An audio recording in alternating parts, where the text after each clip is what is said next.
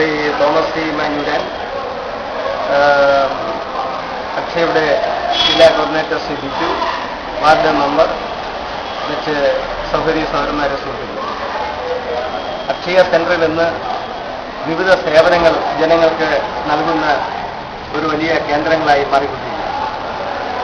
Akshaya computer വിദ്യാഭ്യാസ രംഗത്ത് നമ്മുടെ നാട്ടിൽ ഒരു വീട്ടിൽ ഒരാളെങ്കിലും കമ്പ്യൂട്ടർ പഠിപ്പിക്കുക എന്നുള്ള നിലയിലാണ് ഈ പ്രസ്ഥാനം ഗവൺമെന്റ് ആരംഭിച്ചത്. ആ ദൗത്യം വളരെ വിജയകരമായി മുന്നോട്ട് കൊണ്ടുപോവുകയാണ്. വെളിയന്നൂർ ഗ്രാമപഞ്ചായത്ത് കോട്ടയം ജില്ലയിൽ ആദ്യമായി കമ്പ്യൂട്ടർ സാക്ഷരത കാര്യത്തിൽ പൂർണ്ണത കൈവരിച്ച കമ്പ്യൂട്ടർ സാക്ഷരത കൈവരിച്ച ഒരു പഞ്ചായത്തായി ഈ കഴിഞ്ഞ ഏതാനും മാസം മുമ്പ് പ്രഖ്യാപിക്കുന്നു. മറ്റ് പല പഞ്ചായത്തുകളും ആ രംഗത്തേക്ക് വന്നുകൊണ്ടില്ല. അക്ഷയ കേന്ദ്രങ്ങൾ ഒരു വിജ്ഞാന കേന്ദ്രങ്ങളായും ജനങ്ങൾക്കൊട്ടേറെ സേവനങ്ങൾ ചെയ്യുന്ന കേന്ദ്രങ്ങളായും ഇന്ന് മാറിക്കൊണ്ടിരിക്കുന്നു എന്നുള്ളത് ഇതിന്റെ വളർച്ചയുടെ ഒരു ഉദാഹരണമായി നമുക്ക് തോന്നുന്നു.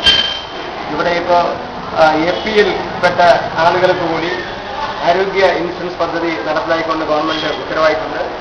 BPL പെട്ട വിഭാഗം ആളുകൾക്കായിരുന്നു ഉണ്ടായിരുന്നത്. അതുതന്നെ ധാരാളം പുതിയ മേഖലയിലേക്ക് വ്യാപിച്ചിട്ടുണ്ട്.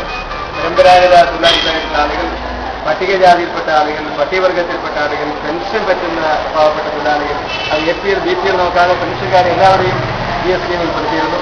ഇപ്പോൾ ഇത് APL പെട്ട ആളുകളെയും ഈ സ്കീമിൽ പെടുത്തുകയാണ്. APL BPL എന്നൊക്കെ പറയുന്നതിനകത്ത് വലിയ വ്യത്യാസമൊന്നുമില്ല. പാവപ്പെട്ട ധാരാളം ആളുകൾ APL തന്നെ ഇപ്പോഴും ഉണ്ട്. സാധാരണക്കാരായിട്ടുള്ള ആളുകൾ, പ്രത്യേകിച്ച് ഇടത്തരക്കാരായിട്ടുള്ള കൃഷിക്കാരായിട്ടുള്ള ആളുകൾ, അവരെല്ലാം വളരെ പരിമിതമായ വരുമാനമുള്ള ആളുകൾ അങ്ങനെ ഞെരുങ്ങി കഴിയുന്ന കുടുംബത്തിൽ അതിഭയങ്കരമായിട്ടുള്ള ചികിത്സാ ചെലവെല്ലാം വർദ്ധിച്ചുകൊണ്ടിരിക്കുമ്പോൾ അങ്ങനെ ആ ചികിത്സാ ചെലവിൽ ഒരു വലിയ സഹായം ചെയ്യുന്നതിന് വേണ്ടി ഗവൺമെന്റ് നടപ്പിലാക്കിയിട്ടുള്ള ഈ പദ്ധതി ഏറ്റവും മഹത്തരായിട്ടുള്ള ജനസേവനവുമായിട്ടുള്ള ക്ഷേമ പ്രവർത്തനമാണ് എന്ന് ചൂണ്ടിക്കാണിക്കാൻ ഞാൻ സൂചിപ്പിക്കുകയാണ്.